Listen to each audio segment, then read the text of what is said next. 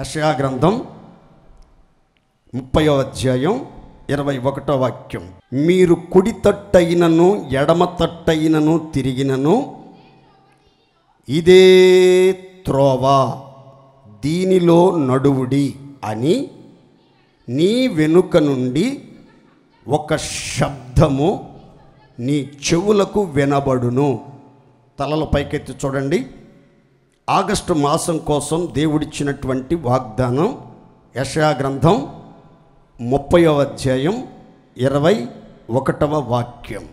ఇదే త్రోవ, దీనిలో నడువుడి అని ఒక శబ్దము నీ చెవులకు వినబడునుగాక. అందరు గట్టిగా ఆమేన్ చెప్పండి. అందరు చెప్పండి గట్టిగా ఆమేన్. 1వ తేదీ రాత్రి జరిగినటువంటి వాగ్దాన సందేశ కూడికలో ఏ త్రోవలో మనం నడవాలి అని దేవుడు నిర్దేశించాడు.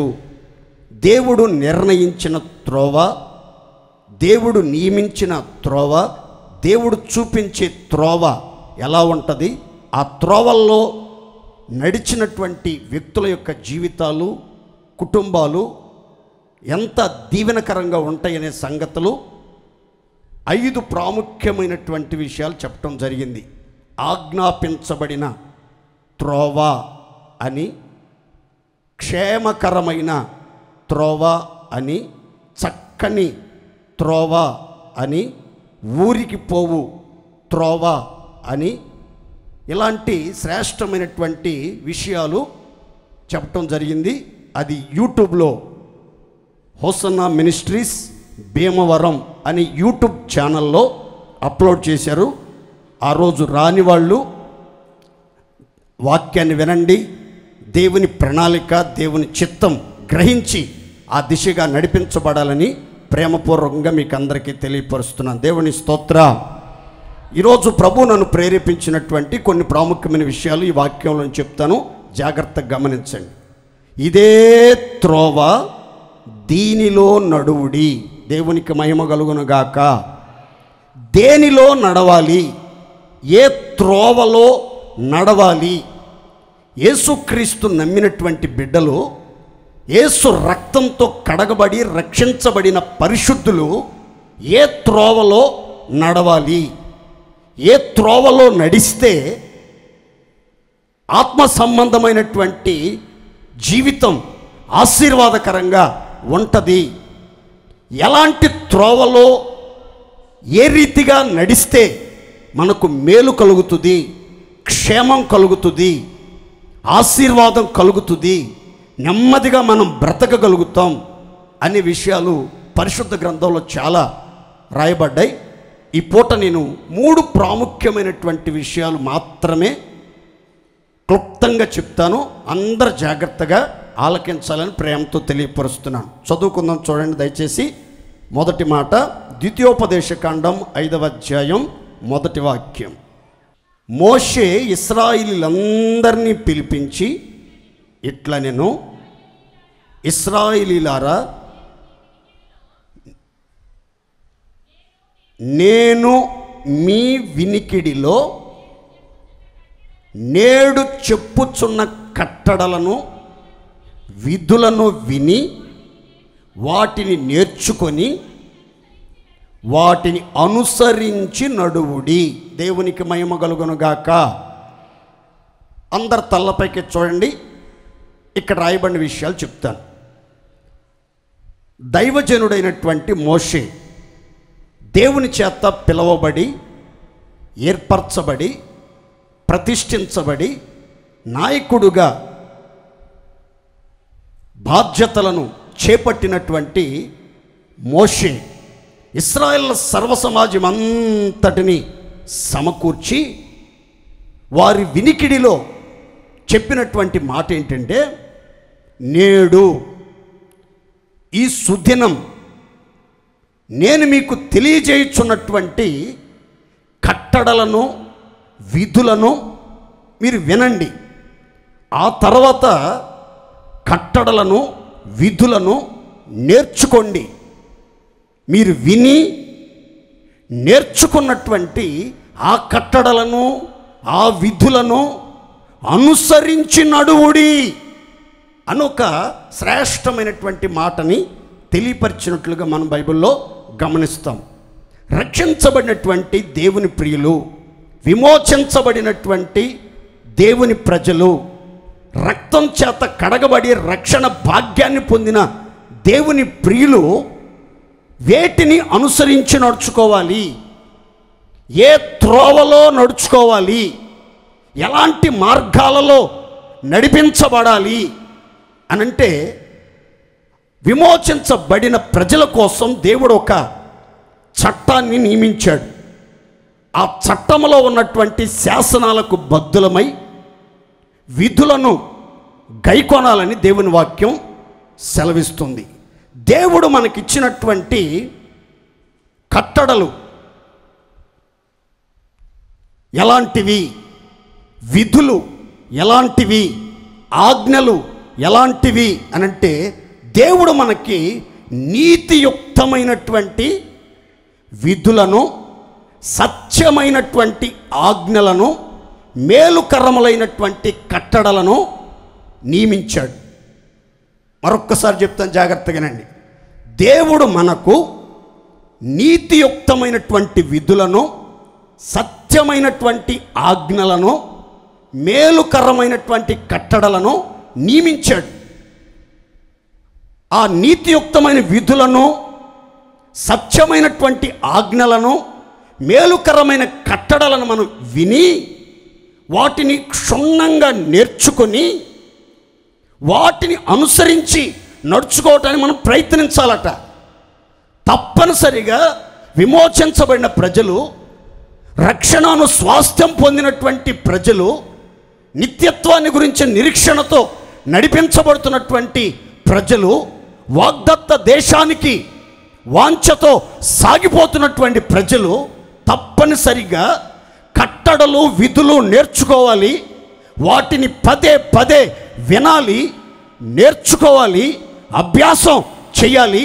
వాటిని అనుసరించి నడుచుకోవటానికి ప్రతిరోజు ప్రయత్నాలను కొనసాగించాలి. దేవునికి స్తోత్ర. గట్టిగా చెప్పండి హల్లెలూయా. దేవుని యొక్క కట్టడలు, విధులు ఏమై ఉన్నాయి?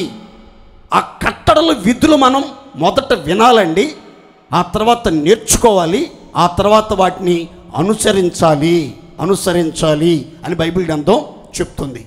మీరు ఇంటికి వెళ్ళిన తర్వాత ఆత్మ సంబంధులైన మీరు, పరిశుద్ధులైనటువంటి మీరు, విశ్వాసుల బృందమైనటువంటి మీరు తప్పకుండా కుటుంబం అంతా కలిసి కూర్చుని పరిశుద్ధ గ్రంథం నుండి లేవియాకాండం 18, 19, 20, 21 ఈ 4 అధ్యాయాలను జాగ్రత్తగా చదవండి, పరిశీలనగా చదవండి, మంచి మనసుతో చదవండి, యోగ్యమైన మనసుతో చదవండి. ఈ 4 అధ్యాయాలలో విమోచించబడిన ఇజ్రాయేలుల సర్వ సమాజానికి సర్వశక్తిమంతుడైనటువంటి దేవుడు మోషే ద్వారా అనుగ్రహించినటువంటి కట్టడలు, విధులు, ఆజ్ఞలు, నియామకాలు చక్కగా రాయబడ్డట్టుగా మనం బైబిల్లో చూస్తాం. ఒక్క మాట మీకు చదివి వినిపిస్తాను. ఆ తర్వాత విషయాలన్నీ మీరు ఇంటికి వెళ్ళిన తర్వాత చదవండి, నేను వాటిని వివరంగా చెప్పడానికి ప్రయత్నం చేస్తాను.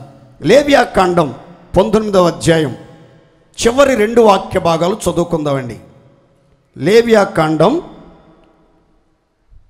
19వ అధ్యాయం 36, 37 వాక్య భాగాలు చదువుకుందాం. న్యాయమైన త్రాసును, న్యాయమైన గుండ్లును, న్యాయమైన తూమును, న్యాయమైన పడియు మీకు ఉండవలెనని నేను ఐగుప్తు దేశములో నుండి మిమ్మును రప్పించిన మీ దేవుడనైన యెహోవాను. కాగా మీరు నా కట్టడలనన్నింటినీ, నా విధులన్నింటినీ అనుసరించి నడుచుకొనవలెను. దేవునికి స్తోత్రం కలుగును గాక. దేవుడు తను పరిచయం చేసుకుంటూ మరొకసారి ఇశ్రాయేలుతో చెప్తున్నాడు, నేను ఐగుప్తు దేశములో నుంచి మిమ్మల్ని రప్పించిన మీ దేవుడైన యెహోవాను, చాచిన బలముతో, చాచిన బాహువుతో, అధిక బలముతో, అద్భుత కార్యములతో, సూచక క్రియలతో, ఇనప కొలిమిలో నుంచి, ఐగుప్తు బానిసత్వములో నుంచి, ఫరో వశములో నుంచి, ఐగుప్తీల వశములో నుంచి మిమ్మలను రప్పించిన మీ దేవుడైన యెహోవాను నేను, మీరు నా కట్టడలను, నా విధులన్నింటినీ అనుసరించాలి అని దేవుడు సెలవిచ్చాడు. ఏంటి దేవుడు నియమించిన కట్టడలు, దేవుడు ఆజ్ఞాపించిన ఆజ్ఞలు, దేవుడు విధించిన విధులు అని మనం బైబిల్లో గమనిస్తే 19వ అధ్యాయం నుంచి కొన్ని అవుట్లైన్స్ మీతో చెప్తాను, జాగ్రత్తగా వినండి. మీరు పరిశుద్ధులుగా ఉండాలి, నేను పరిశుద్ధున్నై ఉన్నాను గనుక అని దేవుడు చెప్తాడు. ఆ తర్వాత తల్లిని తండ్రిని సన్మానించే వారికి భయపడాలి, ప్రతి విశ్రాంతి దినాన్ని పరిశుద్ధ దినంగా ఆచరించాలి, మీలో ఏ ఒక్కడు బొంకకూడదు, అబద్ధం మాట్లాడకూడదు, పొరుగువానికి కీడు చెయ్యకూడదు, నిన్ను వలె నీ పొరుగువాణ్ణి ప్రేమించాలి, చెవిటివాణిని తిట్టకూడదు, గుడ్డివానికి అడ్డము వెయ్యకూడదు, నుదుట ఉన్నటువంటి ఈ కనుబొమ్మలను గుండ్రంగా కత్తిరించకూడదు, దేహం మీద పచ్చబొట్టు పొడిపించుకొనకూడదు, పరదేశులను బాధించకూడదు, గొప్పవాడని అభిమానం చూపకూడదు, బీదవాడని పక్షపాతం చూపకూడదు, ఎవరిని ఏ హేతువు లేకుండా హింసించకూడదు, ఎవరిని దూషించకూడదు, ఎవరి మీద అబద్ధ సాక్ష్యం పలకకూడదు, ఎవరి మీద కొండాలు చెప్పకూడదు, నీ పొరుగు అని పాపం నీ మీదకి రాకుండానట్లుగా వాణ్ణి గద్దించి సరిచేయాల్సిన బాధ్యత నీ మీద ఉంది. ఇలాంటి ఎన్నో శ్రేష్టమైనటువంటి కట్టడలు, విధులు దేవుడు నియమించి ఇజ్రాయేల్ సర్వసమాజానికి అందించాడు. ఇప్పుడు దేవుడు అంటున్నాడు, నేను రప్పించాను మిమ్మల్ని ఐగుప్తులో నుంచి, లోకములో నుంచి, పాపములో నుంచి, విగ్రహారాధనలో నుంచి, శాపగ్రస్తమైనటువంటి వ్యసనాల కోపములో నుంచి, పాపిష్టి బ్రతుకులో నుంచి మిమ్మల్ని విడిపించింది నేను, విమోచించింది నేను, మీ అవసరాలు తీర్చింది నేను, మీకు జయమిచ్చింది నేను, మిమ్మల్ని ఆశీర్వాదకరంగా నడిపించింది నేను. కాబట్టి నేను నియమించిన నా కట్టడలు, నేను విధించిన నా విధులు మీలో ప్రతి ఒక్కరు తప్పకుండా ఆచరించాల్సిందే అని దేవుడు సెలవిచ్చాడు. చూడండి ప్రియులారా, ఈ కట్టడలన్నీ మనం వింటున్నాం, ఈ విధులన్నిటిని మనం ఆలకిస్తున్నాం. వీటిని నేర్చుకుని మనం వీటిని ఏం చేయాలంటే మనం అభ్యాసం చెయ్యాలి, వాటిని అనుసరించి నడుచుకోవాలి. దేవునికి స్తోత్రం కలుగునుగాక. చాలామంది కట్టడలను కంఠస్థం చేస్తారండి, కట్టడల్ని కంఠస్థం చేస్తారు, నేర్చుకుంటారు, కానీ అవలంబించడానికి, ఆచరించడానికి మాత్రం వెనకంజ వేస్తూ ఉంటారు. అవన్నీ వినటానికి, చదువుకోవటానికి, నేర్చుకోవటానికి బాగుంటాయి, కానీ వాటిని ఆచరించడమా, అనుసరించడమా అది వల్లపడని కార్యం, కుదరని క్రియ అని తమ్మును తాము సముదాయించుకోవటం, సర్దుకోవటం, ఏదో అలా అలా రోజులు గడిచిపోతున్నాయి. కానీ దేవుడు స్పష్టంగా చెప్తున్నాడు మనతో, నా కట్టడలు, నా విధులు, నేను విమోచించిన నా ప్రజలు తప్పనిసరిగా అనుసరించి నడుచుకోవాలి. అనుసరించి నడుచుకోవాలంటే ముందు జాగ్రత్తగా వినాలి, కట్టడలు జాగ్రత్తగా నేర్చుకోవాలి. నేర్చుకున్న వాటిని ఆచరణలో పెట్టడానికి ప్రయత్నించాలి. మొట్టమొదట దేవుడు చెప్పినటువంటి కట్టడ విధి ఏంటంటే మీరు పరిశుద్ధులుగా జీవించాలి. దేవునికి స్తోత్ర. దేవుని తర్వాత మనం ఘనపరచాల్సింది, మనం భయపడాల్సింది ఒక శ్రేష్టమైన కట్టడ అక్కడ రాసి ఉంది. తల్లిని తండ్రిని ఘనపరచాలి. రెండవ స్థానం తల్లిదండ్రులకు ఇచ్చాడు దేవుడు. మూడవ స్థానం పరిశుద్ధ దినాన్ని విశ్రాంతి దినంగా ఆచరించాలి. ఇంకా ఎన్నో కట్టడలు లోతుకి మనం వెళ్ళి చదివితే మనకి చాలా విషయాలు మనకి అర్థమవుతాయి. కానీ ఈ మూడు విషయాలు చూడండి. మొదట దేవుడు పరిశుద్ధుడట. ఆయన్ని నమ్ముకున్న వాళ్ళు, ఆయన చేత విమోచించబడిన వాళ్ళు, ఆయన చేత ప్రత్యేకించబడిన వాళ్ళు, ఆయన నడిపించే మార్గాల్లో నడవాలని వాంచగలిగిన వాళ్ళంతా పరిశుద్ధతను కాపాడుకోవాలట. రెండవదిగా తల్లిని తండ్రిని సన్మానించి వారికి భయపడి విధేయత కలిగి లోబడి నడుచుకోవాలట.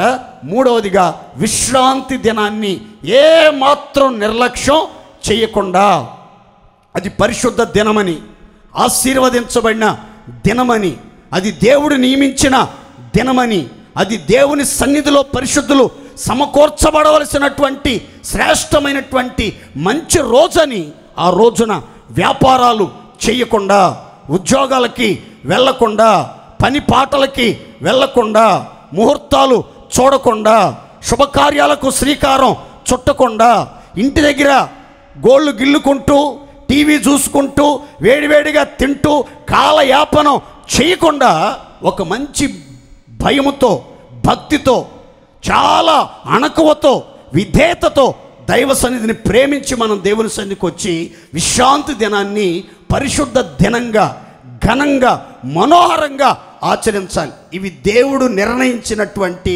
కట్టడలు, విధులు. వీటన్నిటిని మనం అనుసరించి నడుచుకోవాలి. దేవునికి స్తోత్ర. గట్టి చెప్పండి హల్లెలూయా.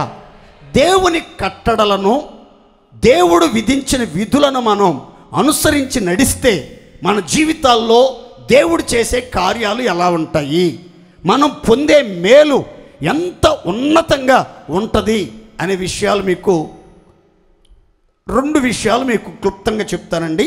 జాగ్రత్తగా ఆ మాటలు చదువుకుందాం.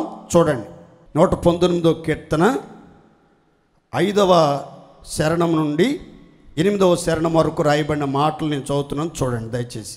ఆహా, నీ కట్టడలను గైకొనున్నట్లు నా ప్రవర్తన స్థిరపడి ఉండిన ఎంత మేలు. నీ ఆజ్ఞలన్నింటినీ నేను లక్ష్యము చేయనప్పుడు నాకు అవమానము కలుగనేరదు. నీతిగల నీ న్యాయ విధులను నేను నేర్చుకొనున్నప్పుడు యథార్థ హృదయముతో నీకు కృతజ్ఞతాస్తుతులు చెల్లించెదను. నీ కట్టడలను నేను గైకొందును, నన్ను బొత్తిగా విడనాడకము. దేవునికి మహిమ కలుగును గాక. అందరు సంతోషంగా చేతులెత్తి గట్టి స్తోత్రాలు చెప్పాలి. ఇక్కడ కీర్తనాకారుడు చెప్తున్నటువంటి శ్రేష్టమైనటువంటి మాటలు మీతో పంచుకుంటాను. చూడండి. ఆహా, నీ కట్టడలను గైకొనున్నట్లుగా నా ప్రవర్తన స్థిరపడి ఉండిన ఎడల ఎంత మేలు. అంటే దేవుడు నియమించినటువంటి కట్టడలను, విధులను, ఆజ్ఞలను గైకొనాలి, అనుసరించి నడుచుకోవాలి అంటే మొదట మన ప్రవర్తన స్థిరపడాలి, మన జీవితం స్థిరపడాలి, మన నడక స్థిరపడాలి, మన యొక్క ఆలోచనలు స్థిరపడాలి. మన ప్రవర్తన ఎప్పుడైతే స్థిరపడుతుందో, మన నడవడికి ఎప్పుడైతే స్థిరపడుతుందో, మన బ్రతుకు ఎప్పుడైతే స్థిరపడుతుందో అప్పుడట ఆనందముతో, సంతోషముతో దేవుని యొక్క కట్టడలను మనం గైకొనటం సాధ్యమవుతుంది అని భక్తుడు సెలవిస్తున్నాడు. మరొక చక్కని మాట కూడా మనం ఆ మాటలో చదువుకున్నాం. ఈ ఆజ్ఞలన్నింటినీ నేను లక్ష్యము చేయనప్పుడు నాకు అవమానము కలుగనేరదు. దేవునికి స్తోత్ర. నీతిగల నీ న్యాయ విధులను నేను నేర్చుకొనున్నప్పుడు యథార్థమైన హృదయముతో నేను నీకు కృతజ్ఞతాస్తుతులు చెల్లిస్తాను. నీ కట్టడలు నేను గైకొంటాను. బొత్తిగా నీవు నన్ను విడనాడవద్దు. ప్రియమైన దేవుని బిడ్డలారా, ఎవరైతే కట్టడలను గైకొంటారో, ఆజ్ఞలను అనుసరిస్తారో, విధించిన విధులను గైకొని ఆ ఆజ్ఞల మార్గంలో నడవటానికి ప్రయత్నం చేస్తారో వాళ్ళ జీవితంలో మేలు జరుగుతుందండి. అవమానం కలగకుండా దేవుడు వారిని కాపాడతాడు. వారిని బొత్తిగా విడవకుండా, ఎడబాయకుండా, వెన్ను తట్టి వాళ్ళని బలపరుస్తాడు, వారికి తోడుగా ఉంటాడు, వారి ముందర నడుస్తాడు, వాళ్ళ హృదయంలో యథార్థతను పుట్టిస్తాడు. వాళ్ళు గంభీర ధ్వనులతో కృతజ్ఞతాస్తుతులు చెల్లించేటట్లుగా, వాళ్ళ ప్రవర్తన స్థిరపరచబడేటట్లుగా బలమైనటువంటి గొప్ప కార్యాలు జరిగిస్తాడు. మీ జీవిత పయనంలో ఇప్పటి వరకు ఒకవేళ అవమానం ఎదుర్కొంటూ, నిందలను ఎదుర్కొంటూ, దూషణలను భరిస్తూ, సూటిపోటి మాటలతో వేధించబడుతూ, నా కర్మ నా తలరాత అనుకుంటూ కన్నీళ్ల మధ్యలో ఒకవేళ కాపురం చేస్తూ ఉంటే, ఇదిగో మీకు భయం పుట్టించుచున్నటువంటి అవమానాలన్నిటిని దేవుడు తీసివేయబోతున్నాడు.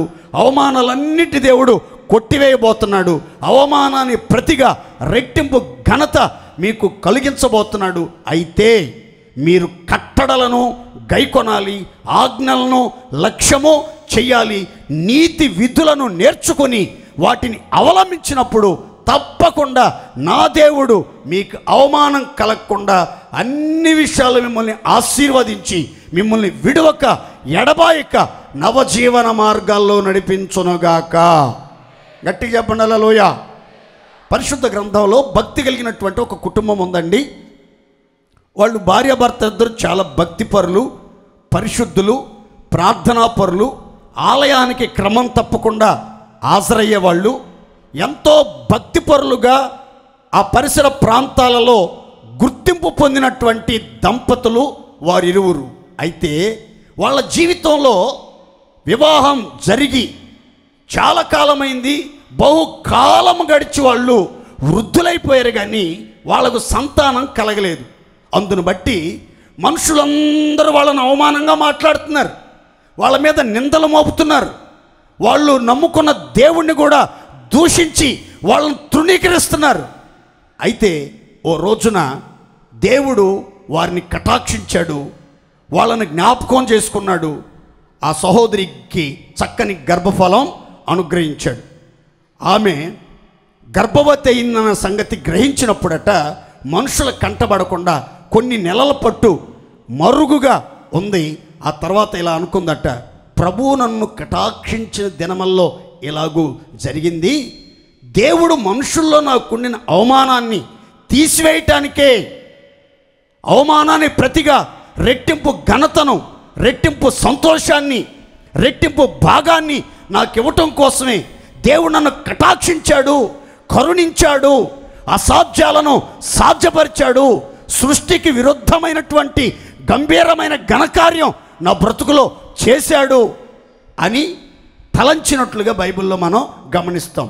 ఈ ఎలిజబెత్ జీవితంలో ఇలాంటి ఒక అద్భుతం జరగటానికి దేవుని కటాక్షం ద్వారా అవమానాలన్నీ తీసివేయబడి బంధువుల మధ్యలో, నెలవైన వారి మధ్యలో, గ్రామస్తుల మధ్యలో సంతోషంగా జీవితాన్ని గడపటానికి దేవుని కార్యం ఆ కుటుంబంలో జరగటానికి గల కారణం ఏంటంటే, బైబిల్ అంటుంది, దేవుని ఆజ్ఞల చొప్పునను న్యాయ విధుల చొప్పునను నిరపరాధులుగాను దేవుని దృష్టిలో నీతిమంతులుగా నడుచుకున్నారు.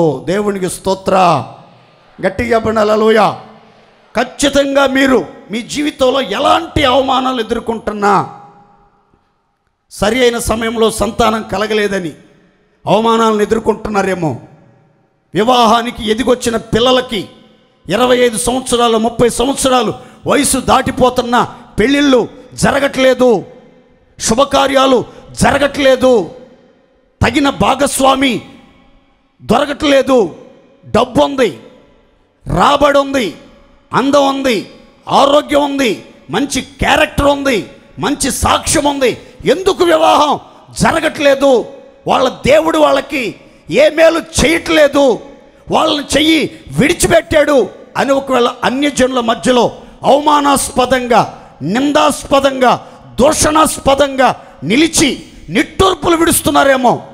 ఈరోజు ప్రభు మీతో ఖచ్చితంగా చెప్తున్నాడు, న్యాయ విధుల చొప్పున, ఆజ్ఞల చొప్పున నిరపరాధులుగా మీరు నడుచుకోగలిగితే, స్థిరపడిన ప్రవర్తనతో కట్టడలన్నిటినీ గైకొనగలిగితే, దేవుని ఆజ్ఞలు మీరు లక్ష్యం చేయగలిగితే, యథార్థమైన హృదయంతో దేవునికి కృతజ్ఞతా స్తుతులు చెల్లింపగలిగితే బొత్తిగా నా దేవుడు మిమ్మల్ని విడిచిపెట్టకుండా మిమ్మల్ని తగిన సమయంలో జ్ఞాపకం చేసుకుంటాడు. మీ అవమానాలన్నీ తీసివేసి రెట్టింపు ఘనతను దేవుడు కలుగజేయునుగాక. అందరూ సంతోషంగా చెప్పుకోండి గట్టిగా హల్లెలూయా. రెండో మాట చెప్తాను చూడండి. కట్టడలను ఆజ్ఞలను మనం అనుసరించి నడుచుకుంటే మనకు కలిగే ఓ ప్రత్యేకమైనటువంటి ఆశీర్వాదాన్ని గురించి చెప్తాను చూడండి. నిర్గమకాండం 15వ అధ్యాయం 26వ వాక్యం చదువుకుందాం ప్రియులారా. మీ దేవుడైన యెహోవా వాక్కును శ్రద్ధగా విని ఆయన దృష్టికి న్యాయమైనది చేసి ఆయన ఆజ్ఞలకు విధేయులై ఆయన కట్టడలన్నింటిని అనుసరించి నడిచిన ఎడల నేను ఐగుప్తీయులకు కలుగజేసిన రోగములలో ఏదియు మీకు రానియను, నిన్ను స్వస్థపరచు యెహోవాను నేనే. అందరు చప్పట్లు కొట్టి దేవుని మహిమపరుద్దాం. సంతోషంగా చప్పట్లు కొట్టి దేవుని మహిమపరుద్దాం. ఇక్కడ ఒక అద్భుతమైన మాట చెప్తాను, తలల పైకెత్తి చూడండి. మీరు మీ దేవుడైన యెహోవా మాటను శ్రద్ధగా విని ఆయన దృష్టికి న్యాయమైనది చేసి ఆయన ఆజ్ఞలకు విధేయులై ఆయన కట్టడలన్నింటినీ అనుసరించి నడిచిన ఎడల దేవుడు మీ జీవితంలో చేసే ఒక అద్భుతం చూడండి. ఐగుప్తీయులకు కలుగజేసిన రోగములలో ఏదియు మీకు రానియను. ఒకవేళ ఏదో రకంగా జ్వరబడి మీలో ప్రవేశిస్తే, మీ ఇంటిలో ప్రవేశిస్తే, నానా విధమైన మరణకరమైన వ్యాధులతో అల్లాడిపోతుంటే దేవుడు చెప్తున్నాడు, నిన్ను స్వస్థపరచు యెహోవాను నేనే. దేవునికి మహిమ కలుగును గాక. ఖచ్చితంగా చెప్తున్నాను, ఒక దైవ సేవకుడుగా, దేవుని ప్రతినిధిగా, ప్రవక్తగా చెప్తున్నాను ఈ మాట. మీ దగ్గరికి ఐగుప్తులకు కలుగజేసిన రోగాలలో ఏది మీ దరి చేరకుండా, లోకస్తులకు సంభవించే రోగాలలో, నానా విధములైనటువంటి తెగుళ్ళు మీకు ఏది దరి చేరకుండా మీరు కాపాడబడాలి. ఒకవేళ ఎలాంటి రోగాలతో మొత్తబడినా, వేధించబడుతున్నా, పీడించబడుతున్నా, మరణపు అంచుల్లోనికి వెళ్ళిపోయినా సరే దేవుడు నిన్ను జ్ఞాపకం చేసుకుని రోగశయ్యి మీద నిన్ను ఆదరించి రోగము కలగగా దేవుడే నిన్ను స్వస్థపరిచి క్షేమానికి లేవనెత్తాలంటే బైబిల్ అంటుంది, దేవుని మాటలు మొదట వినండి, ఆ తర్వాత ఆయన కట్టడలను విధులను నేర్చుకోండి. నేర్చుకున్న తర్వాత ఆయన కట్టడలను విధులను ఆజ్ఞలను అనుసరించి నడుచుకోండి. అప్పుడు లోక సంబంధులైనటువంటి వ్యక్తులకు వచ్చే ఏ రోగాలు కానీ, ఏ వ్యాధులు కానీ, ఏ సమస్యలు కానీ మీ దగ్గరికి రాకుండా దేవుడు మిమ్మల్ని కనుపాపలా కాపాడుతాడు. అగ్ని ప్రాకారమై మిమ్మల్ని కాపాడుకుంటాడు. సురక్షితంగా మిమ్మల్ని కాపాడుకుంటాడు. ఒకవేళ రోగాలతో మొత్తబడి, వేధించబడి, పీడించబడి, నరకయాతన అనుభవిస్తుంటే దేవుడే కనికరమ కలిగిన హస్తము చాపి పూర్ణ స్వస్థత శీఘ్రముగా దయచేయునుగాక. గట్టిగా చెప్పండి హల్లెలూయా. మొదట మీరు కట్టడలను విధులను వినాలి, నేర్చుకోవాలి, వాటిని అనుసరించి నడుచుకోవాలి. అలా నడుచుకుంటే మీకు అవమానం ఏది కలగకుండా దేవుడు రెట్టింపు ఘనతతో మిమ్మల్ని నడిపిస్తాడు. మిమ్మల్ని కటాక్షించి ఘనమైనటువంటి కార్యాలు జరిగిస్తాడు. రెండవదిగా, ఐగుప్తీయులకు కానీ, లోకస్తులకు కానీ, అన్యజనులకు కానీ, నిజదేవుని ఎరుగనటువంటి వారికి కానీ ఎలాంటి రోగాలు, తెగుళ్ళు వచ్చినా సరే ఆయనను నమ్మి, ఆయన మాట విని, ఆయన దృష్టికి న్యాయమైనది చేసి, ఆయన ఆజ్ఞలకు లోబడి, ఆయన కట్టడలను విధులను అన్నింటినీ అనుసరించి నడుచుకుంటున్న నీ బ్రతుకులో ఏ రోగము దరిచేరకుండా కాపాడుతాడు. ఒకవేళ ఆల్రెడీ రోగాలతో మొత్తబడి వేధించబడుతుంటే ఆ రోగాల వ్యవస్థను దేవుడు గద్దించి దూరపరిచి సంపూర్ణమైన ఆరోగ్యమును, స్వస్థతను అనుగ్రహించునుగాక. ఆగస్టు మాసంలో అద్భుతాలు జరగబోతున్నాయి. సూచక్రియలు జరగబోతున్నాయి, మహిమగల కార్యాలు జరగబోతున్నాయి. దీర్ఘకాలిక వ్యాధిగ్రస్తులు స్వస్థచిత్తులుగా మార్చబడబోతున్నారు. భయంకరమైన సమస్యల సుడిగుండాల నుంచి బయటికి రాబోతున్నారు. దేవుని యొక్క బాహు మీ అందరి మీద నా దేవుడు చాపి ఘనమైన కార్యాలు జరిగించునుగాక. ఆమేన్. మీరు ప్రార్థన చేసుకోవాలి. ఈ వాగ్దానం మీద చేయబెట్టి ఏమనంటే, ఐగుప్తీయులకు కలుగు చేసిన రోగములలో ఏది మీకు రానియను అని చెప్పారు కదయ్యా. నా దగ్గరికి కానీ, నా పిల్లల దగ్గరికి కానీ, నా ఇంటి వారి దగ్గరికి కానీ, నా బంధువుల దగ్గరికి కానీ, నా రక్త సంబంధాల దగ్గరికి కానీ, నా పట్టణస్తుల దగ్గరికి కానీ ఏ రోగాలు దరిచేరకూడదు, ఏ తెగుళ్ళు రాకూడదు, ఎలాంటి మరణము సమీపించకూడదు, ఎలాంటి ఏడ్పు నిట్టూర్పులు వినబడకూడదు అని మీరు ప్రతిరోజు ప్రార్థించండి. విశ్వాసంతో మీ ప్రార్థన ఆలకించిన దేవుడు మీ మనవులు ఆలకించి మహిమతో దిగివచ్చి ఏ రోగం మిమ్మల్ని సమీపించకుండా దేవుడు కాపాడుకుంటాడు. రోగశయ్యి మీద అల్లాడిపోతుంటే ఈ పూట ఈ గడియలో వాక్యం వింటూ ఉండగానే మందిరాన్ని విడిచి బయట అడుగు పెట్టకమునిపే ఒక అద్భుతమైన నూతన క్రియ జరుగునుగాక. ఆమేన్. హల్లెలూయా. ఏ సమస్యతో బాధపడుతున్నా, టైఫాయిడ్ జ్వరాలతో బాధపడుతూ ఉన్నా, కిడ్నీ సంబంధిత వ్యాధులతో బాధపడుతున్నా, మైగ్రేన్ హెడేక్తో బాధపడుతున్నా, బీపీ, షుగర్, థైరాయిడ్ జబ్బులతో తల్లకిందులైపోతున్నా, హార్మోన్ అన్బ్యాలెన్స్తో కృంగి కృషించి నిరాశల చెరలోకి వెళ్ళి నిట్టూర్పులు విడుస్తున్నా, ఎన్ని హాస్పిటల్ తిరగాలి, ఎంతమంది వైద్యులను ఆశ్రయించాలి, ఎంత డబ్బు ఖర్చు పెట్టాలి, ఎన్ని ఖర్చు పెట్టినా ఎన్ని చోట్ల తిరిగినా ఏ ప్రయోజనం ఉండలేదు. ఏంటి సంకటాలు, ఏంటి బాధలు, ఏంటి బంధకాలు, ఎంతకాలం ఈ వ్యాధులు అని ఒకవేళ కుమిలిపోతూ కృంగిపోతూ విరక్తి చెంది ప్రార్థన కూడా చేయలేని దయనీయమైన స్థితిలో ఎవరైనా ఉంటే ఈ మాటలు వింటూ ఈ పూట ఈ మాటను బట్టి దేవుని సన్నిధిలో పోరాడండి. విశ్వాసంతో పట్టుదలతో ప్రార్థన చేసి చూడండి. నా దేవుడు ఖచ్చితంగా ఏ రోగం మీ దగ్గరికి రానికుండా కాపాడుతాడు. రోగశయ్యి మీద ఉన్న వారిని యేసుక్రీస్తు నామములో ఇప్పుడే నా దేవుడు స్వస్థపరుచునుగాక, క్షేమానికి లేవనెత్తునుగాక, సాతాను క్రియలను గద్దించునుగాక. చాతబడి శక్తులతో పీడించబడుతున్న వారికి యేసు నామములో విడుదల కలుగునుగాక. రాత్రిపూట నిద్రపట్టిన సమస్యలతో బాధపడుతున్న వారికి యేసు నామములో విడుదల కలుగునుగాక, విడుదల కలుగునుగాక, విడుదల కలుగునుగాక యేసు నామములో. గర్భాశయ వ్యాధులతో బాధపడుతూ ఉన్న, సంతానం లేదని తలకిందులైపోతున్నా సరే యేసు క్రీస్తు మిమ్మల్ని బాగు చేయబోతున్నాడు.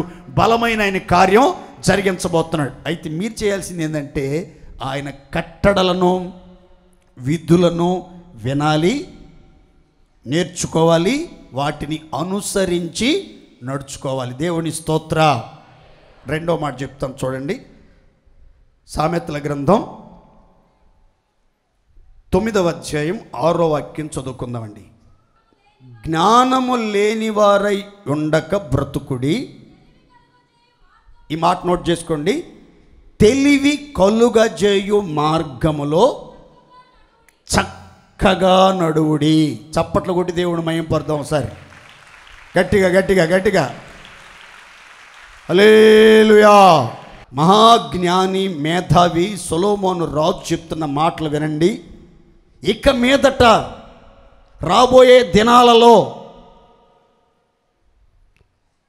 మీరు జ్ఞానము లేని వారై ఉండక బ్రతకండి. తెలివి కలుగజేయు మార్గములలో చక్కగా నడువుడి. మనం ఎలా నడవాలి అని అంటే, మొదట చెప్పాను, కట్టడలను విధులను విని నేర్చుకుని వాటిని అనుసరించి నడవాలి అని చెప్పాను. రెండో మాట చెప్తున్నాను, గుర్తుపెట్టుకోండి. తెలివి కలుగజేయు మార్గములో చక్కగా నడువుడి. దేవునికి స్తోత్ర. అందరు చెప్పండి గట్టిగా ఆమేన్. ఎలా నడవాలో చెప్పండి. రెండోది, తెలివి కలుగజేయు మార్గములో చక్కగా నడువుడి. అందరు చెప్పండి గట్టిగా. తెలివి కలుగజేయు మార్గములో, చెప్పాలి గట్టిగా. తెలివి కలుగజేయు మార్గములో చక్కగా నడవండి. చాలామందికి ధనము ధాన్యము ఉంది, ఇళ్ళు వాకిళ్ళు ఉన్నాయి, చదువు సంధ్య ఉంది, అవసరమైనవన్నీ ఉన్నాయి, కావలసినవన్నీ ఉన్నాయి, కానీ తెలివి లేదండి. తెలివి లేదు, జ్ఞానం లేదు, వివేకం లేదు, విజ్ఞానం లేదు. భక్తుడు చెప్తున్నాడు, మీరు తెలివి కలుగజేసే మార్గాన్ని ఎంచుకోండి, ఆ మార్గాన్ని కనుగొనండి, ఆ మార్గం అడిగి తెలుసుకోండి. తెలివి కలుగజేసే మార్గాల్లో మీరు చక్కగా నడవండి, క్రమముగా నడవండి, మీ జీవితాలు ఆశీర్వదించబడతాయి అని బైబిల్ గ్రంథం చెప్తుంది. మనము తెలివి కలుగజేసే మార్గాల్లో చక్కగా నడుచుకోవాలి. తెలివి లేకపోతే కలిగే అనర్థ ప్రమాదాలు ఎలా ఉంటాయి? తెలివి లేని వ్యక్తిని గురించి బైబిల్ గ్రంథం ఏమని చెప్తుంది అని అంటే, తెలివి లేనివాడట పశుప్రాయుడు. ఎవరండి నోరు తెరిచి చెప్పండి ఒకసారి. అందుకే ఆసాపు ఈ విధంగా అంటాడు, నేను తెలివి లేని వాడనైతిని, నీ సన్నిధిని మృగప్రాయుడనైతిని. నేను తెలివి లేని పశుప్రాయుడనైతిని, నీ సన్నిధిని మృగము వంటి వాడనైతిని. అంటే తెలివి లేనటువంటి వాళ్ళు, జ్ఞానం లేకుండా బ్రతికేవాళ్ళు, అజ్ఞానముతో, అవివేకముతో, బుద్ధిహీనతతో నడిపించబడే వాళ్ళట ఎవరు అనంటే పశుప్రాయులు, మృగాలు అని బైబిల్ గ్రంథం చెప్తుంది.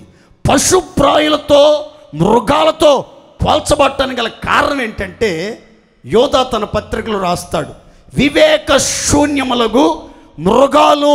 మృగాలకి జ్ఞానం ఉండదు, తెలివి ఉండదు, వావి వరుసలు తెలివి, వాటికి తిండి తింటాయి, శుభ్రంగా బరువులు మోస్తాయి, ఆ తర్వాత విశ్రాంతి తీసుకుంటాయి. వాటికి శరీరము ప్రాణమే ఉంటుంది, కానీ ఆత్మ ఉండదు. కానీ మనం ఆత్మ కలిగినటువంటి వారం కాబట్టి మనం తెలివిగా ప్రవర్తించాలి, జ్ఞానంగా నడుచుకోవాలి, తెలివి కలుగజేసే మార్గములో చక్కగా మనం నడవాలని పరిశుద్ధ గ్రంథం మనకి చాలా స్పష్టంగా తెలియపరుస్తుంది. చూడండి పిల్లరా, ఒక వ్యక్తికి తెలివి కలుగజేసే మార్గం ఏది అనే సంగతి మీకు వివరంగా చెప్తాను. సామెతల గ్రంథం 21:11 అండి. అపహాసకుడు దండింపబడుట చూచి జ్ఞానము లేనివాడు జ్ఞానము పొందును. జ్ఞానము గలవాడు, ఇక్కడ జాగ్రత్తగానండి, జ్ఞానము గలవాడు ఉపదేశము వలన తెలివి నొందును. జ్ఞానము గలవాడు ఉపదేశము వలన తెలివి నొందును. తలలపైకి చూడండి. తెలివి కలుగుజేయు మార్గం ఏమిటి? ముందు మనం తెలియాలి, మొదట మనం వినాలి, ఆ తర్వాత మార్గాన్ని గురించి నేర్చుకోవాలి, ఆ తర్వాత మార్గంలో చక్కగా మనం నడవాలి. ఇక్కడ జాగ్రత్తగా వినండి. అపహాసకుడు దండింపబొట్ట చూచి జ్ఞానము లేనివాడు జ్ఞానాన్ని తెచ్చుకుంటాడు. జ్ఞానము లేనివానికి జ్ఞానోదయం కలుగుతుంది, వాని కన్నులు తెరవబడతాయి, వానికి కనువిప్పు కలుగుతుంది, వాడు వాస్తవాన్ని గ్రహించగలుగుతాడు అని బైబిల్ చెప్తుంది. ఇందులో మనం నేర్చుకోవాల్సిన ఒక చక్కని పాఠం ఏంటంటే, ఆత్మీయులుగా అపహాసకులకి దేవుని యొక్క ప్రతిదండన అనేది ఒకటి విధించబడుతుంది. అపహాసకులకి దేవుని యొద్ద నుంచి ఒక దండన అనేది విధించబడుతుంది. కొంతమంది మందిరానికి వారం క్రమంగా వస్తారు, గేటుల దగ్గర నిలబడతారు, రోడ్ల దగ్గర నిలబడతారు, వచ్చే ఆడపిల్లల్ని, వచ్చే యవనస్తుల్ని అపహాస్యం చేస్తూ ఉంటారు, హేళన చేస్తూ ఉంటారు, ఎగతాళి చేస్తూ ఉంటారు. పెద్ద భక్తురాలు వస్తుందో బైబిల్ తీసుకుని మొగుడిని మార్చుకోలేకపోయింది, భర్తని మందిరానికి నడిపించలేకపోతుంది, ఏం భక్తి, ఏమి ప్రార్థన, ఏం పరిశుద్ధత, పెద్ద భక్తురాలు వారం మందిరానికి మాత్రం వస్తుంది అని కామెంట్లు చేసి అపహాస్యం చేసి హేళన చేస్తూ ఉంటారు. వీళ్ళు అన్యజనులు కాదు, దేవుణ్ణి ఎరగని వాళ్ళు కాదు, మందిరానికి రాని వాళ్ళు కాదు, సహవాసాన్ని గురించి తెలియని వాళ్ళు కాదు. ఇక్కడే రక్షించబడతారు, ఈ సహవాసంలోనే ఉంటారు, బల్లారాధన తీసుకుంటారు, దశంభాగాలు ఇస్తారు, పరిచర్య చేస్తారు, భక్తిని పండిస్తారు భయంకరంగా. కానీ కొంతమందిని చూస్తే భయంకరంగా ఎగతాళి చేయటం, హేళన చేయటం, అపహాస్యం చేయటం, పొల్లికిలిచ్చి నవ్వటం, విచిత్రంగా ప్రవర్తిస్తూ ఉంటారు. ఒక్కటి గుర్తుపెట్టుకోండి, పరిశుద్ధులను, ప్రార్థనాపరులను, భక్తిపరులను, దేవుని కోసం నడిచేవారిని, నిలిచేవారిని ఎవడైనా తెగించి సాహసించి హృదయాన్ని కఠినపరుచుకుని అపహాస్యం గనక చేస్తే బైబిల్ చెప్తుంది దేవుని దండన వారి మీదకి దిగి వస్తుంది. అందులో సందేహం లేదండి. ఒకరోజు జరిగిన సంగతి చెప్తాను చూడండి. ఆ రోజు ఎలీషా ఒక ప్రాంతానికి వస్తుంటే ఆ ఊరిలో ఉన్న కొంతమంది కుర్రోళ్ళు, ఎర్రోళ్ళు ఈ విధంగా మాట్లాడారు. ఏమనో తెలుసా? బోడోడా బోడోడా బోడోడా బోడోడా, రే బట్టబొర్రోడు వస్తున్నాడు రే, బట్టబొర్రోడు వస్తున్నాడు రే, బట్టబొర్రోడు వస్తున్నాడు రే అని అన్నారట. అంతే, అడవిలో నుంచి ఎలుగుబంట్లు వచ్చేసి ఆ అపహాస్యం చేస్తున్న కుర్రోళ్ళని చీల్చేసి ముక్కలు ముక్కలుగా చీల్చేసి రక్తం తాగేసి వెళ్ళిపోయినాయి. అంతేక ప్రియమైనటువంటి దేవుని బిడ్డలారా, పొర్రపోటును కూడా మనం ఆత్మ సంబంధుల్ని, పరిశుద్ధుల్ని, ప్రార్థనాపరులను, దేవుణ్ణి ఆరాధించే వాళ్ళను హేళన చేయకూడదు, అపహాస్యం చేయకూడదు. మీ బంధకములు మరి ఎక్కువగా బిగించబడకుండానట్లు మీలో అనేకులు పరిహాసకులై ఉండకుడి, అపహాసకులై జీవించొద్దు అని పరిశుద్ధ గ్రంథం మనకి తెలియపరుస్తుంది. ఇక జాగ్రత్తగానండి, సొలొమోను సామెత ఏమనంటే, అపహాసకుడు దండింపబొట్ట చూచి జ్ఞానం లేనివాడికి జ్ఞానోదయం అవుతుందంట. జ్ఞానం లేనివాడికి భయం వచ్చేసి జ్ఞానం వచ్చేస్తుందట. మరి జ్ఞానం కలిగి నడుచుకునేవాడు ఏమో ఉపదేశము విని ఏం పొందుతున్నాడు అని అంటే తెలివి నొందుతున్నాడు. దేవునికి స్తోత్ర. తెలివి కలుగు చేసే మార్గం చెప్తున్నాను చూడండి జాగ్రత్తగా. ఉపదేశము వినుట ద్వారా తెలివి కలుగును. అందరు చెప్పండి గట్టిగా. ఉపదేశము వినుట ద్వారా, ఉపదేశమునకు చెవియొగ్గుట ద్వారా, ఉపదేశమును అంగీకరించుట ద్వారా, ఉపదేశాన్ని ఆచరించుట ద్వారా మనం తెలివి కలిగిన వారముగా మార్చబడతాం, తెలివిని స్వతంత్రించుకుంటాం, తెలివితో మనం నింపబడతాం. తెలివి కలిగినటువంటి వ్యక్తి యొక్క హృదయంలో జ్ఞానం సుఖనివాసం చేస్తూ ఉంటుంది అని పరిశుద్ధ గ్రంథం చెప్తుంది. ముందు మీకు తెలివి కలుగు చేసే మార్గం తెలిసింది. అయితే ఆ తెలివి మీకు అబ్బాలి, అలవర్చబడాలి. మీరు తెలివి కలిగిన వ్యక్తులు అని సంఘానికి, సమాజానికి, తల్లిదండ్రులకు, బంధువులకి, స్నేహితులకి తెలియాలంటే ఆ తెలివి ఎలా వస్తుందంటే ఉపదేశము వినుట ద్వారా. చెప్పండి గట్టిగా. మందిరానికి వచ్చి ఉపదేశం వినకుండా, బోధ వినకుండా, వాక్యాన్ని వినకుండా ఏదో పోసుకోలు కబుర్లు చెప్పుకుని, సోది కబుర్లు చెప్పుకుని, సొల్లు కబుర్లు చెప్పుకుని, వాళ్ళను గురించి వీళ్ళను గురించి అపహాస్యం చేసి, వాళ్ళను గురించి వీళ్ళను గురించి కామెంట్లు చేసుకుని, వాడు రాలేదేంది, ఇది రాలేదేంది, అది రాలేదేంది అని వీళ్ళ భాష ఎట్లా ఉంటుంది? దరిద్రుల భాష కదా, దరిద్రులు కదా వీళ్ళు. ఆ దరిద్రులు తగినట్టుగానే ఉంటుంది ఆ భాష కూడా. అలా మాట్లాడుకుంటూ ఉండేవాడికి తెలివి ఎక్కడొచ్చింది? ఎక్కడ జ్ఞానోదయం అయ్యిద్ది? ఎక్కడ కళ్ళు తెరవబడతాయి? ఎక్కడ సత్యాన్ని గ్రహించగలుగుతారు? బైబిల్ అంటుంది మీకు తెలివి రావాలంటే ఉపదేశం వినండి, బోధ వినండి.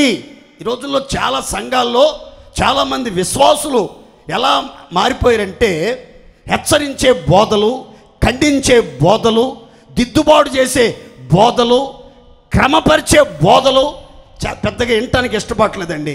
ఏ పాటికి నవ్వింతలు, కవ్వింతలు, జోకులు, కామెడీలు ఇలాంటి చెప్తే మాత్రం అబ్బో ఎంత ఆనందమో, ఎంత ఎలిగిపోతారో.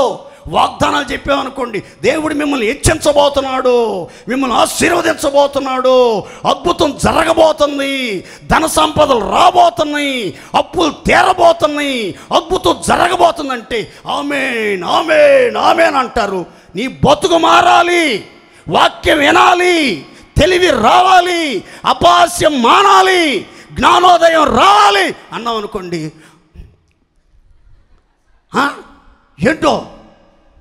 ఏంటి ఎప్పుడు నిలబడ్డా పాస్టర్ గారు ఇదేనండి బోధ. ఒక్కసారైనా మమ్మల్ని ఎంకరేజ్ చేస్తా, మమ్మల్ని ఘనపరుస్తా, మమ్మల్ని ప్రోత్సహిస్తా, మమ్మల్ని అందలం ఎక్కిస్తా, ఒక్క రోజైనా బోధ చేయడండి మా పాస్టర్ గారు. ఆయన మట్టుగా ఆయన బాగానే ఉంటాడు, కానీ ఆయన బోధ కఠినంగా ఉంటుందండి, వినసొంపుగా ఉండదండి, రమ్యంగా ఉండదండి. అందుకే మేము మందిరంలోకి వెళ్ళి కూర్చోలేకపోతున్నాం. ఆ బోధ వినాలంటే భయం కలుగుతుందండి అని చెప్తా ఉంటారు. నా మాటనండి ప్రియులారా, తెలివి కలుగు చేసే మార్గం ఏంటంటే ఉపదేశము అనగా బోధ, పరిశుద్ధులకు అప్పగించబడిన బోధ, ఒరిజినల్ టీచింగ్, ఫండమెంటల్ డాక్ట్రిన్, పునాది సిద్ధాంతాలను బోధపరుస్తున్నప్పుడు, ప్రాథమిక సిద్ధాంతాలను వెల్లడిపరుస్తున్నప్పుడు, ఆత్మావేశము వలన లేఖనాలను తెలియపరుస్తున్నప్పుడు మనమంత శ్రద్ధాభక్తులతో ఆ ఉపదేశానికి చెవియొగ్గితేనట మనకి తెలివి అనుగ్రహించబడుతుంది. దేవునికి స్తోత్ర, హల్లెలూయా. ఈ తెలివి అనుగ్రహించబడకపోవటానికి కారణం ఏంటి అనే మాట కూడా చదువుకుందాం. చూడండి, 1:7 సామెతలు 1:7. ఈ ఉపదేశాన్ని ఎవరు తిరస్కరిస్తారు, ఈ ఉపదేశాన్ని ఎవరు తోలనాడతారు అనే మాట కూడా చెప్తాను. చూడండి, సామెతలు 1:7 అండి. యెహోవా యందు భయభక్తులు కలిగి ఉండుట తెలివికి మూలము. చూడండి, ఈ మాట నోట్ చేయండి. మూర్ఖులు జ్ఞానమును ఉపదేశమును తిరస్కరిస్తారు. తలలపైకి చూడాలి. ఇందాక చెప్పాను, జ్ఞానము గలవాడు ఉపదేశమునకు చెవియొగ్గి తెలివి నొందుతాడు అని చెప్పాను. ఇక్కడ రాయబడిన మాట చూడండి, ఉపదేశాన్ని తిరస్కరిస్తున్నారట, జ్ఞానాన్ని తిరస్కరిస్తున్నారట. ఎవరా అని కళ్ళజోడు పెట్టుకుని భూతత్వం పెట్టి దగ్గరగా చూస్తే, దగ్గరగా జూమ్ చేసి చూస్తే వాళ్ళు ఎవరంటే మూర్ఖులు. ఎవరంటండి? నోరు తెరిచి చెప్పాలి గట్టిగా. ఉపదేశాన్ని తిరస్కరిస్తుంది, ఉపదేశాన్ని ద్వేషిస్తుంది, ఉపదేశాన్ని చెవియొగ్గకుండా దురద చెవులు గలవారై దూరంగా వెళ్ళిపోతుంది. ఎవరు? జ్ఞానాన్ని తిరస్కరించి, ఉపదేశాన్ని తిరస్కరించి, దివ్యమైన ప్రబోధాలని తిరస్కరించి విచ్చలవిడిగా నడిపించబడుతుంది. ఎవరంటే మూర్ఖత్వం కలిగినటువంటి వ్యక్తులు. కొందరు జీవితాల్లో స్వాభావికంగా జన్మ స్వాతంత్ర్యంగా వాళ్ళ బ్లడ్లోనే, వాళ్ళ జీన్స్లోనే ఉంటుందండి మూర్ఖత్వం, మూఢత్వం. మూర్ఖత్వం, మూఢత్వం. ఈ మూర్ఖత్వాన్ని బట్టి, మూఢత్వాన్ని బట్టట ఉపదేశాన్ని తృణీకరిస్తారట, జ్ఞానాన్ని తిరస్కరిస్తారట. వాళ్ళ జీవితంలో తెలివి అనేది పొర్రపాటున వారికి అనుగ్రహించబడదు. మీకైతే తెలివి అనుగ్రహించబడాలంటే జ్ఞానాన్ని తిరస్కరించొద్దండి, ఉపదేశాన్ని తిరస్కరించొద్దండి. మీరు జ్ఞానం కలిగి మీరేం చేస్తారంటే ఉపదేశానికి చెవియొగ్గండి. దేవుడు మీకు అందరికీ చక్కని తెలివితేటలు దయచేయునుగాక. గట్టిగా చెప్పండి హల్లెలూయా, హల్లెలూయా. మూడో మాట చెప్తాను. దానికి ముందుగా ఈ తెలివి లేని జీవితం, తెలివి మాలిన జీవితం ద్వారా కలిగే ఒక నష్టాన్ని గురించి కూడా మీతో చెప్తాను. జాగ్రత్తగా వినండి ఆ మాట కూడా. సామెతల గ్రంథం 17వ అధ్యాయం 18వ వాక్యం. సామెతల గ్రంథం 17వ అధ్యాయం 18వ వాక్యం. తన పొరుగువానికి జామీను ఉండి పూటబడువాడు తెలివి మాలిన వాడు. తలల పైకెత్తి చూడాలి. ఇక్కడ రాయబడిన మాట నేను మీకు వివరంగా చెప్తాను. మీలో 10% ఈ జాతికి చెందిన వాళ్ళై ఉంటారు తప్పనిసరిగా. అందుకే పరిశుద్ధాత్మ నన్ను ప్రేరేపించాడు ఈ మాట చెప్పమని. ఇక్కడ రాయబడిన మాట ఏంటంటే, తన పొరుగువానికి జామీను ఉండి పూటబడినవాడు తెలివి మాలినవాడు. తెలివి తక్కువ వాడు చదువుకున్నాడు, జ్ఞానం ఉంది, గవర్నమెంట్ ఉద్యోగం ఉంది, మంచి రాబడి ఉంది, చక్కని కుటుంబం, సమాధానంగా సంతోషంగా సమృద్ధిని అనుభవిస్తూ సకల ఐశ్వర్యంతో తొలతూగుతున్నాడు. కానీ అయ్యగారికి తెలివి లేని కారణాన ఏం చేస్తాడంటే పొరుగువాని మీద ప్రేమతో, పొరుగువాని మీద నమ్మకంతో ఏం చేస్తాడో తెలుసా? జామీన్ ఉంటాడు, షూరిటీ సంతకం పెడతాడు. ఏ సంతకం అండి? ఏ సంతకం పెడతాడు? షూరిటీ సంతకం పెడతాడు. షూరిటీ సంతకం పెట్టి ఈడు మాత్రం ఐపీ పెట్టి వెళ్ళిపోతాడు. ఎన్ని లక్షలకి షూరిటీ సంతకం, ఎన్ని లక్షలకి ఈడు జామీనుని పూటపడ్డాడంటే 10 లక్షలు, 20 లక్షలు, 5 లక్షలు, 3 లక్షలకి వీళ్ళు షూరిటీ ఉండి, జామీను ఉండి, మధ్యవర్తులుగా ఉండి ఓ చోట డబ్బు ఇప్పిస్తారు. ఇల్లు కట్టుకోవాలని అంటే, అమ్మాయి పెళ్లి చేయాలని అంటే, పిల్లలు ఫీజు కట్టాల్సి వచ్చింది అని అంటే వీళ్ళు మధ్యవర్తులుగా ఉండి, జామీనుండి, షూరిటీ సంతకం పెట్టి లోన్ వచ్చేదానికి, అప్పిచ్చేదానికి వీళ్ళు అండగా భరోసాగా నిలబడతారా? ఆ తర్వాత ఆ అప్పు ఇచ్చేదాకా వాడు వీళ్ళ దగ్గరికి వస్తూ ఉంటాడు, చాలా జ్ఞానంగా ఉంటాడు, ఓపికగా ఉంటాడు.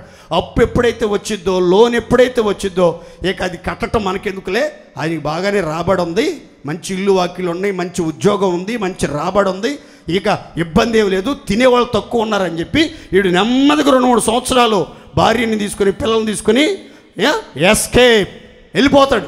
ఎక్కడికి వెళ్ళాడో కూడా తెలియదు. ఫోన్లన్నీ స్విచ్ ఆఫ్, నాట్ రీచబుల్ అని వస్తూ ఉంటాయి. వీడి గుండెల్లో రైళ్లు పరిగెత్తూ ఉంటాయి. అయ్యో, ఏంది ఇంత నమ్మక ద్రోహం చేశాడు, ఇంత నేను విశ్వాసిని అన్నాడు, ఓసన్న మందిరానికే వస్తానన్నాడు, నీవు నన్ను ఎప్పుడు చూడలేదా, తెల్లబట్టలు వేసుకుని వస్తాను కదా మందిరానికి, బైబిల్ గ్రంథాన్ని తీసుకుని వస్తాను కదా మందిరానికి అని చెప్పాడు. ఇంత మోసం చేసాడేందని లబో దీపోమని గుండెలు బాదుకుంటావు.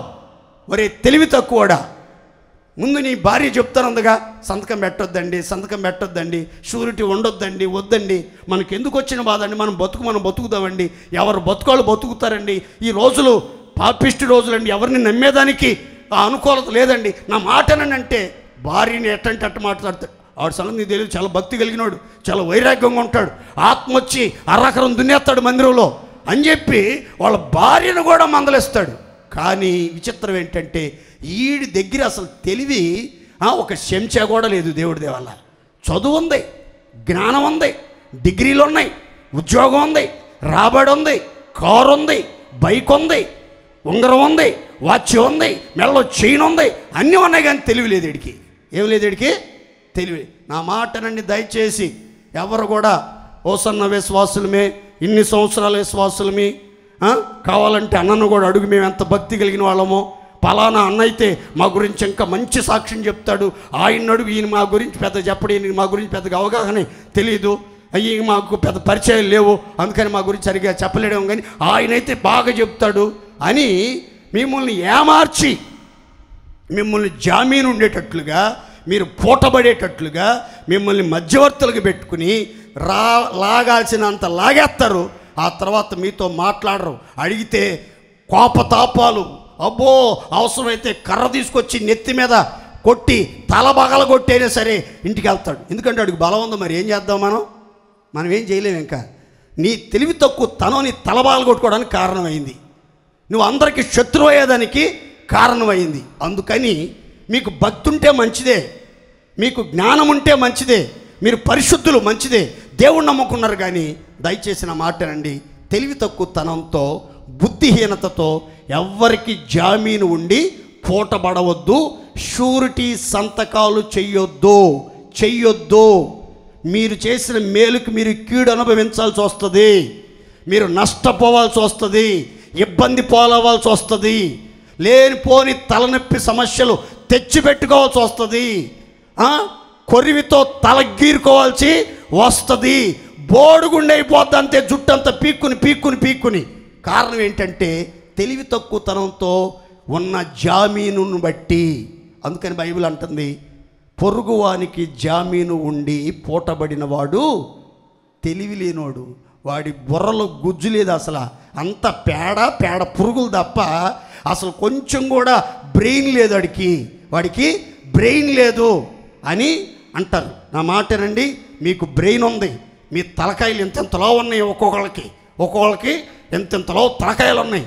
ఆ తలకాయలు నిండా ఏముందో ఒక్కసారి ఆలోచించుకోండి. నిజంగా మీరు తెలివి కలిగిన వాళ్ళు అయితే బోధకు లోబడతారు, ఉపదేశాన్ని చెవియొగ్గుతారు. ఉపదేశం విన్నటువంటి మీ కళ్ళు తెరవబడతాయి, మీకు ఎక్కడలేని తెలివితేటలు వస్తాయి. ఇక మీదట ఎవరికి జామీన్ ఉండరు, ఎవరికి షూరిటీ సంతకాలు పెట్టరు, ఎవరికి మధ్యవర్తులు గుండి అప్పు ఇప్పించరు, లోను తెప్పించేదానికి ప్రయత్నాలు చెయ్యరు. అలా చేశారంటే మీ అంత తెలివి తక్కువలు లేరు. దేవుని స్తోత్ర. ఎవరైనా జామీన్ ఉండబోతున్నాం, పలానోళ్ళు ఇబ్బంది పెడుతున్నారు, వాళ్ళకి షూరిటీ సంతకం పెట్టబోతున్నారు అన్నారు అనుకోండి, ఆడోళ్ళు ఒక్కై పని చేయండి, చీపే తిరిగేసి వీరబోధులు బాదండి అంతే. ఇంకా పొరపాటుని వెళ్ళకూడదు షూరిటీ సంతకం పెడతానికి. కుటుంబాలు నాశనం అయిపోతాయి, కుటుంబాలు ఇబ్బంది పాలైపోతాయి. అందుకని మీరు కొంచెం తెలివిగా ఉండండి. దేవునికి స్తోత్రం కలుగును గాక. అందరు చెప్పండి గట్టిగా హల్లెలూయా. అది సంగతి. ఎందుకిప్పుడు తెలివి లేకపోతే నష్టాలు వస్తాయి. తెలివి ఉంటేనేమో మనం చక్కటి మార్గాల్లో నడుచుకుంటాం. తెలివి గలవాడు, నీతిమంతుడైనటువంటి తెలివి గలవాడట నాశనాన్ని తప్పించుకుంటాడట. దేవుని స్తోత్ర. తెలివి కలిగినటువంటి నీతిమంతుడట నాశనాన్ని తప్పించుకుంటాడు, ఉగ్రతని తప్పించుకుంటాడు, అపాయాన్ని తప్పించుకుంటాడు, సంభవించబోయే నష్టాన్ని తప్పించుకుని ముందుకి సాగిపోతాడు. మీకందరికీ నా దేవుడు ఉపదేశం వలన తెలివిని, జ్ఞానాన్ని అనుగ్రహించి చక్కగా తెలివి కలుగజేయు మార్గములో నా దేవుడు మిమ్మల్ని నడిపించునుగాక. అందరు గట్టిగా చెప్పుకోండి, గట్టిగా ఆమేన్. మూడో మాట చెప్పి నేను ముగిస్తాను. చూడండి, ఇర్మియా గ్రంథం 50వ అధ్యాయం 8వ వాక్యం. ఈ మాట నేను అసలు ఈరోజు చెప్పాలనుకున్న సందేశం. జాగ్రత్తగా వినండి. కొంచెం లోతుగా హిస్టారికల్గా మాట్లాడబోతున్నాను. ఈ మాట మీద కొంచెం జాగ్రత్తగా వినండి. ఇర్మియా గ్రంథం 50వ అధ్యాయం 8వ వాక్యం. బబులోనులో నుండి పారిపోవుడి, బయలువెల్లుడి. ఈ మాట నోట్ చేయండి. మందలకు ముందు మేకపోతులు నడుచున్నట్లు ముందర నడువుడి. దేవునికి మహిమ కలుగును గాక. మీరు పల్లెటూరుల్లో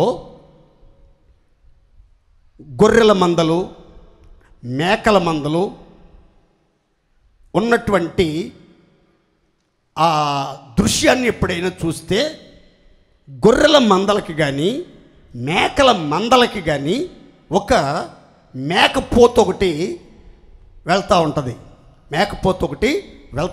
మేకపోతు గాంభీర్యంతో, చాలా గాంభీర్యంతో వెళ్తూ ఉంటుంది.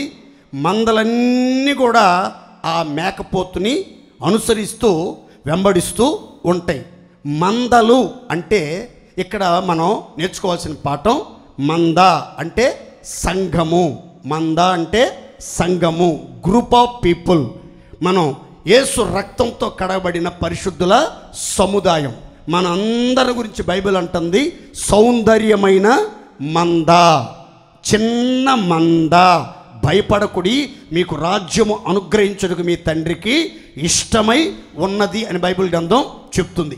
మనమే దేవుడు ఏర్పరచుకున్న మంద, లేదా దేవుడు ఏర్పరచుకున్న ప్రజలం.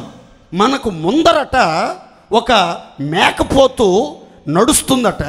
మనము ఎలా నడవాలంటే, మందలకు ముందు మేకపోతు ఏ రీతిగా అయితే నడుస్తుందో మీరు కూడా మందలకు ముందు నడిచే మేకపోతు వలె ముందర నడువుడి అని బైబిల్ గ్రంథం చెప్తుంది. దేవునికి స్తోత్రం కలుగును గాక.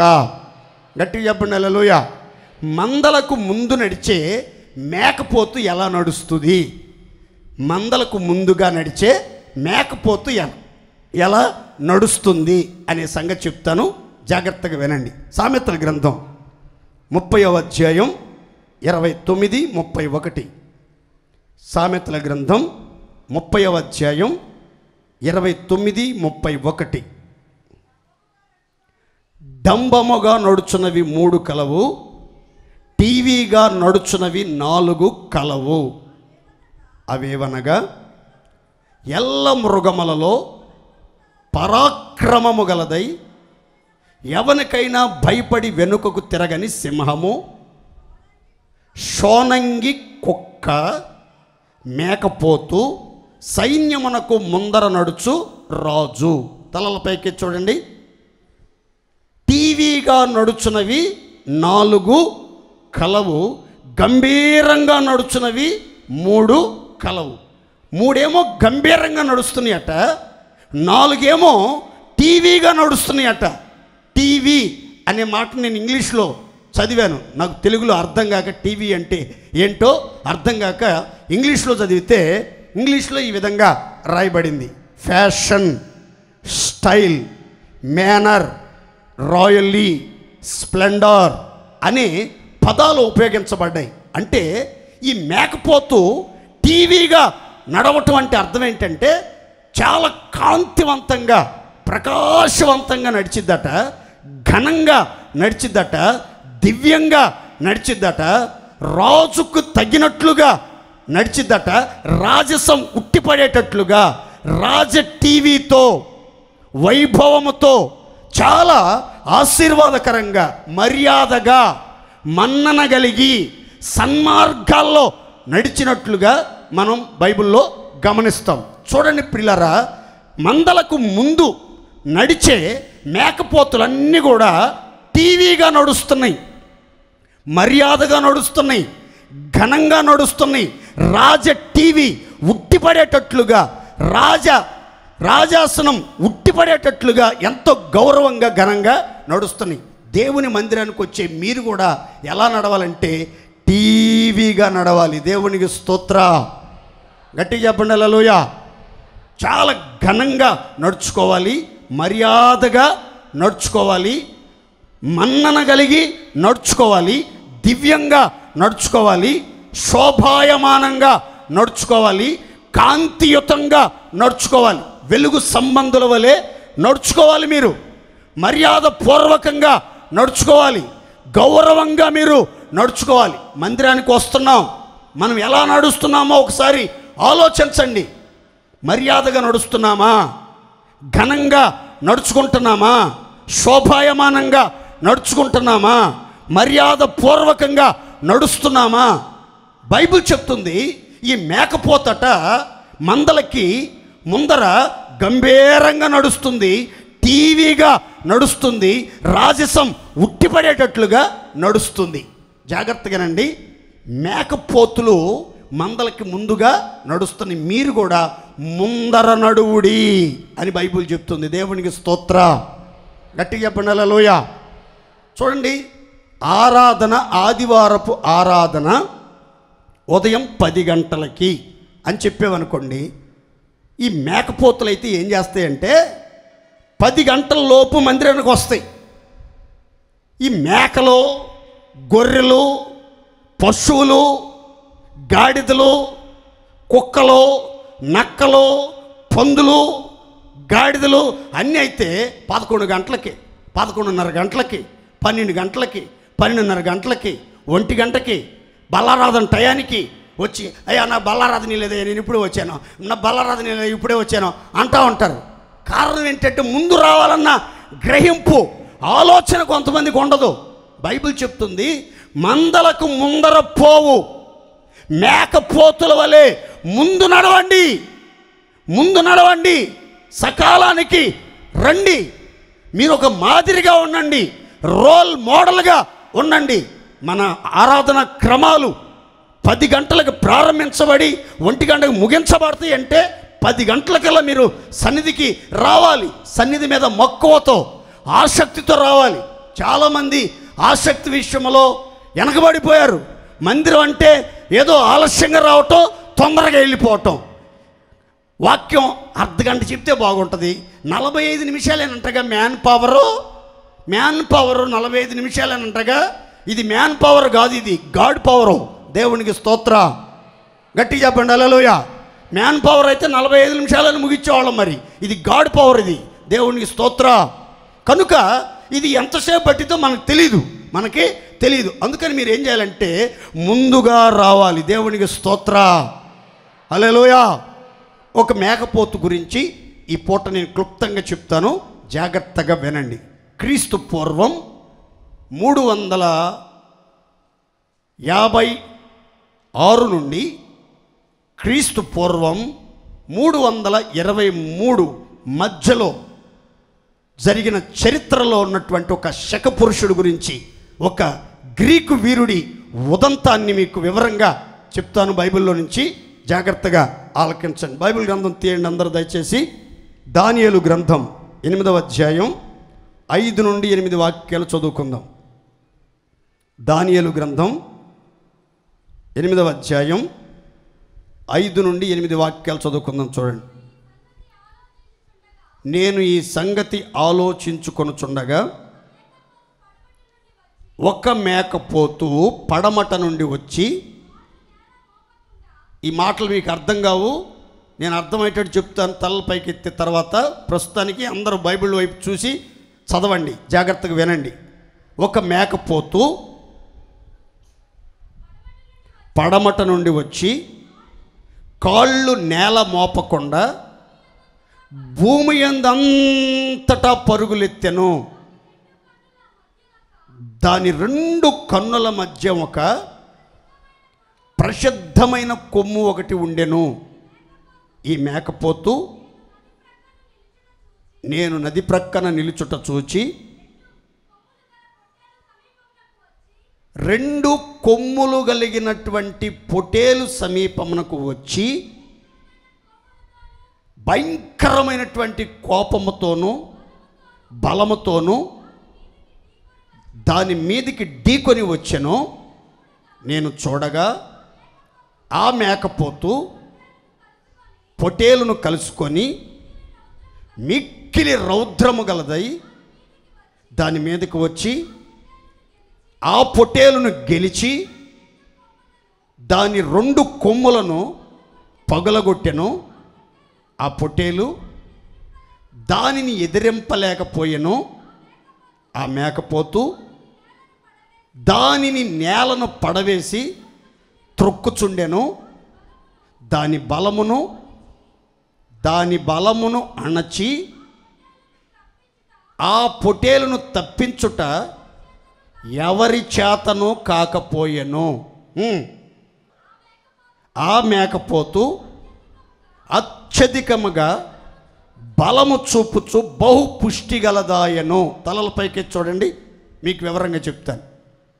దానియేలు యొక్క దర్శనములో ఒక మేకపోతు కనబడింది. ఆ మేకపోతు పడమట నుండి వచ్చింది. ఆ మేకపోతు పడమట నుండి వచ్చి ఏం చేసిందనంటే కాళ్ళు నేల మోపకుండా భూమి యందంతటా పరుగులెత్తెను. భూమి యందంతటా చాలా విచిత్రంగా లేదు, కాలు నేల మీద మోపకుండా భూలోకం అంతా సంచారం చేసిందట ఒక మేకపోతు. విమానం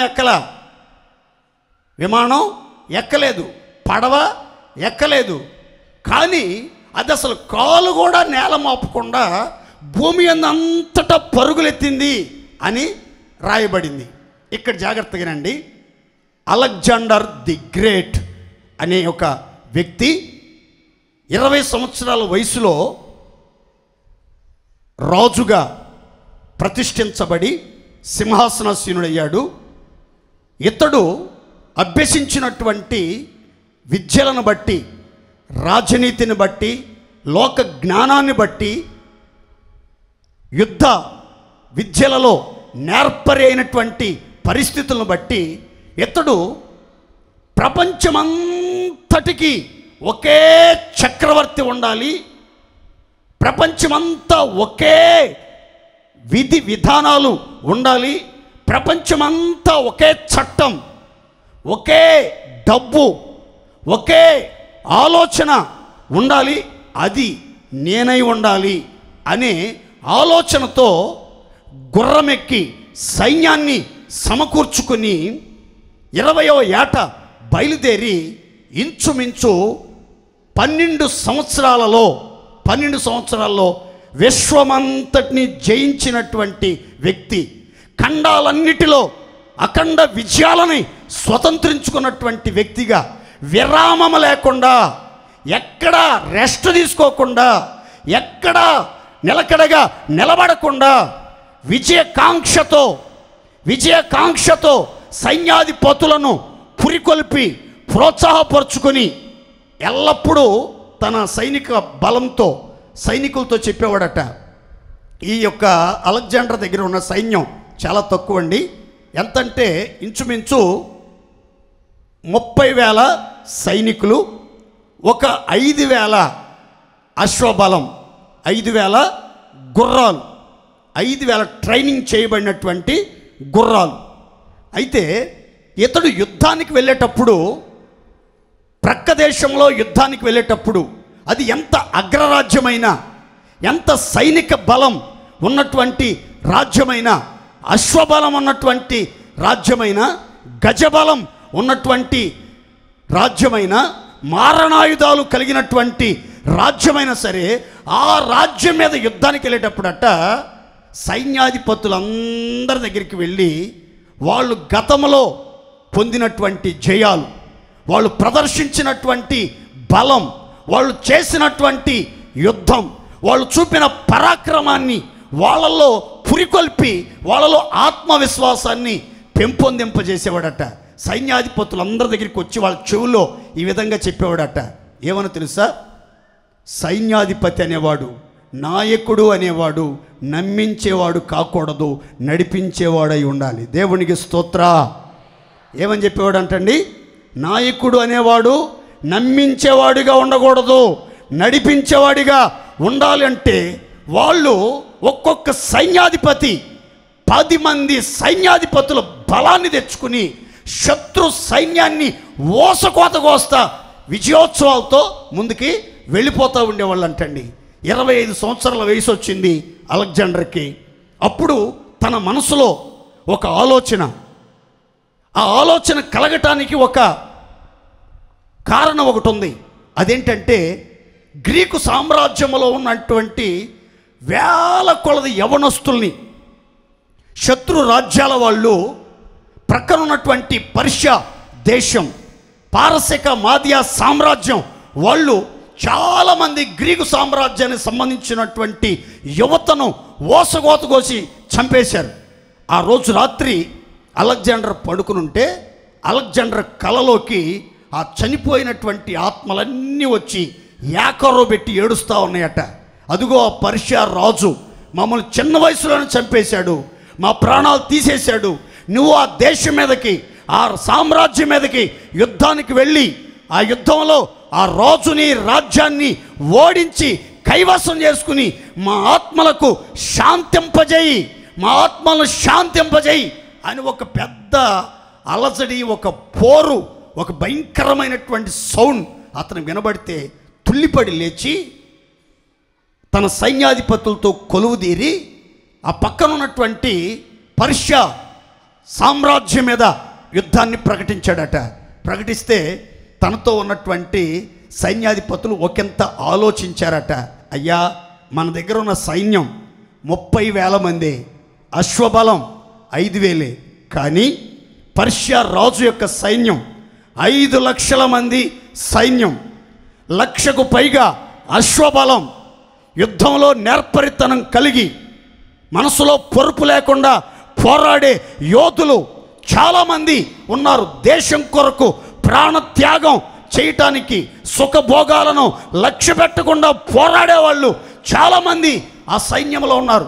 ప్రపంచంలోనే అగ్రరాజ్యంగా వెలుగొందుతున్నటువంటి రాజ్యం, ఆ రాజ్యాన్ని ఢీకొని జయం పొందటం సాధ్యం కాదు అని కొంతమంది అలెగ్జాండర్ని వెనకం చేయటానికి ప్రయత్నం చేస్తుంటే ఒకే మాట అన్నాడట అలెగ్జాండర్. ఏమన్నాడు తెలుసా? నాయకుడు అనేవాడు నమ్మించేవాడు కాకూడదు, నడిపించేవాడై ఉండాలి. మనం ఆ దేశం మీదకి యుద్ధానికి బయలుదేరుతున్నాం, విజయంతో తిరిగి రాబోతున్నాం. దేవునికి స్తోత్ర. అనేసరికి వీళ్ళు తక్కువ మంది సైన్యం ఉన్న సంఖ్యను పరిగణలోకి తీసుకోకుండా సంకల్ప బలంతో వాళ్ళు ముందుకి సాగారండి. మొత్తం మీద సమాచారం వెళ్ళిపోయింది పర్షియన్ సామ్రాజ్యానికి. ఇట్లా అలెగ్జాండర్ అని ఒక యవనస్తుడు, 25 సంవత్సరాల యవనస్తుడు తన సైన్యంతో అశ్వబలంతో యుద్ధానికి వస్తున్నాడని ఆ రాజు నవ్వుకున్నాడట.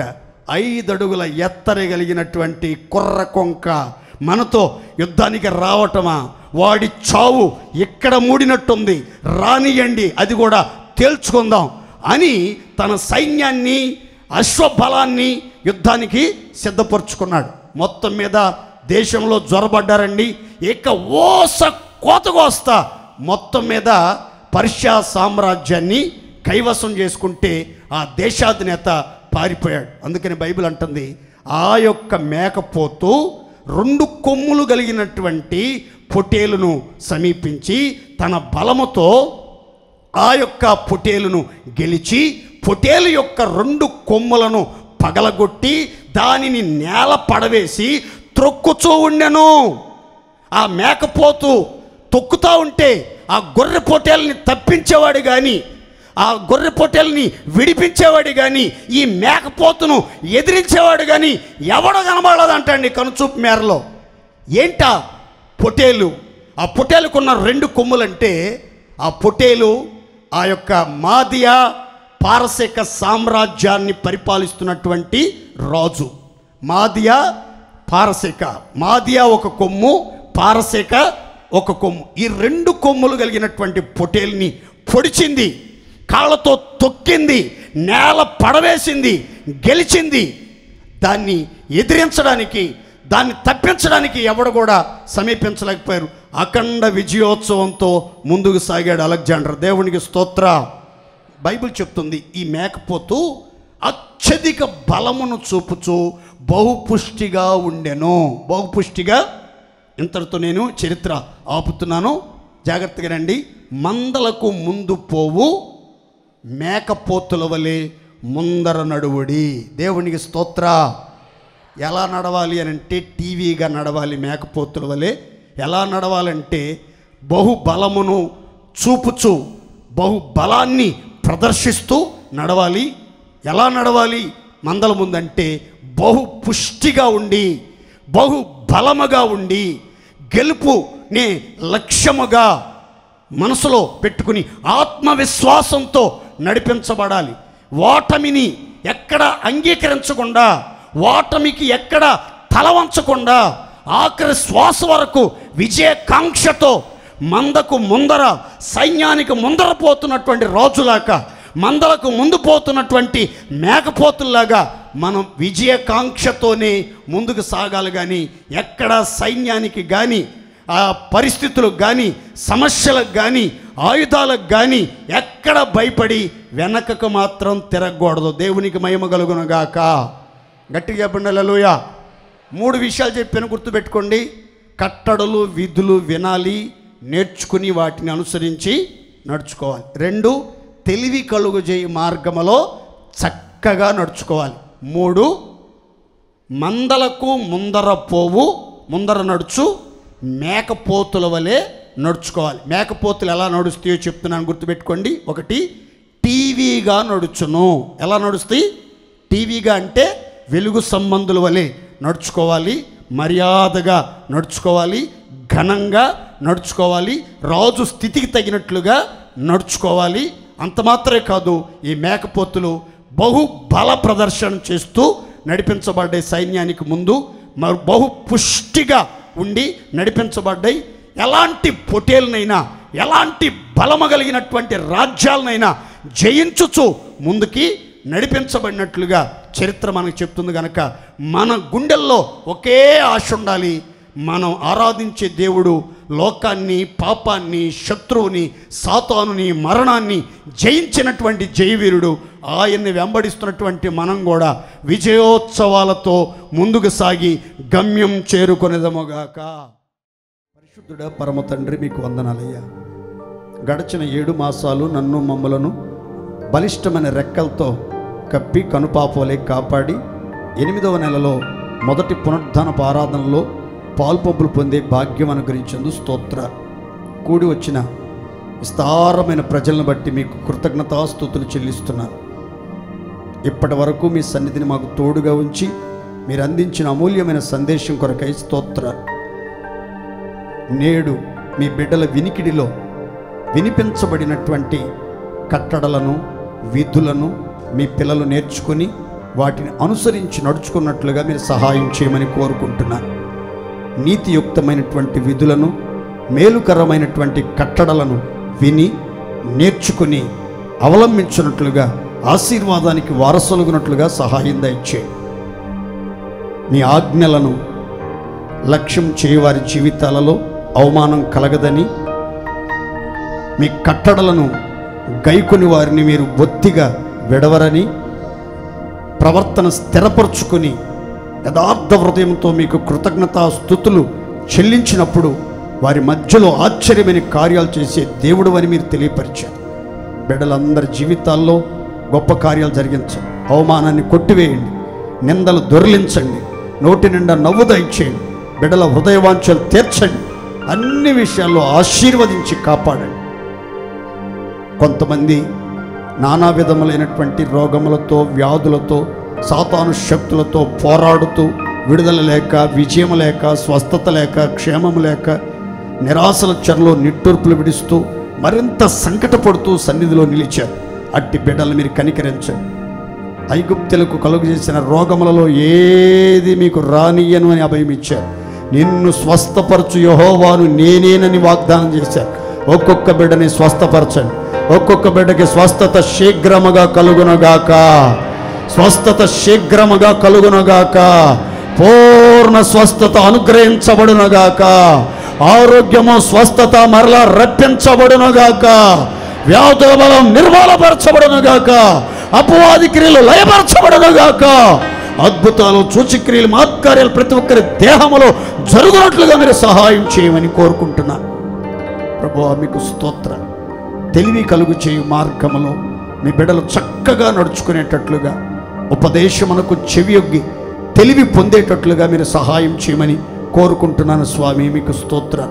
మూర్ఖులు జ్ఞానమును, ఉపదేశమును తిరస్కరిస్తారు, కానీ జ్ఞాన సంపన్నులు ఉపదేశమునకు చెవియొగ్గి తెలివి నొందుతారని, ఆ తెలివి ద్వారా నాశనాన్ని తప్పించుకుంటారని మీరు మాట్లాడారు.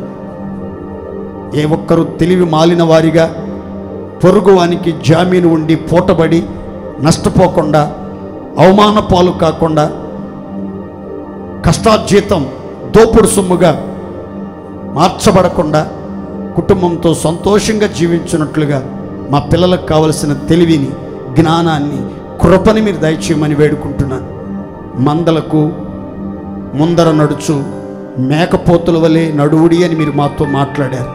స్వామి, మేము టీవీగా నడవాలని, మర్యాదగా నడుచుకోవాలని, వెలుగు సంబంధుల వలె నడుచుకోవాలని, శోభాయమానంగా నడుచుకోవాలని, ఘనంగా నడుచుకోవాలని, దివ్యముగా నడుచుకోవాలని, రాజుల వలె నడుచుకోవాలని మీరు మాతో మాట్లాడారు.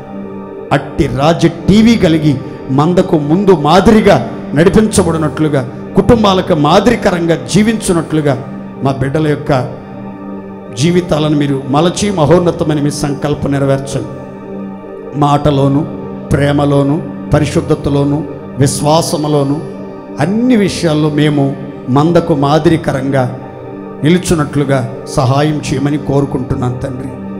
బలమైనటువంటి మేకపోతు ఏ రీతిగా తన బలాన్ని ప్రదర్శించుచు బహుపుష్టిగా ఉండుచు ప్రభువా, శత్రు రాజ్యములను జయించుచు విజయోత్సవాలతో ఊరేగించబడుతూ ఖండాలన్నిటిలో అఖండ విజయోత్సవాలతో నడిపించబడిందో, మేము కూడా తుది శ్వాస విడిచేంత వరకు విజయకాంక్షతో ముందుకు సాగునట్లుగా అట్టి కృప మా ప్రియులందరికీ దయచేయండి.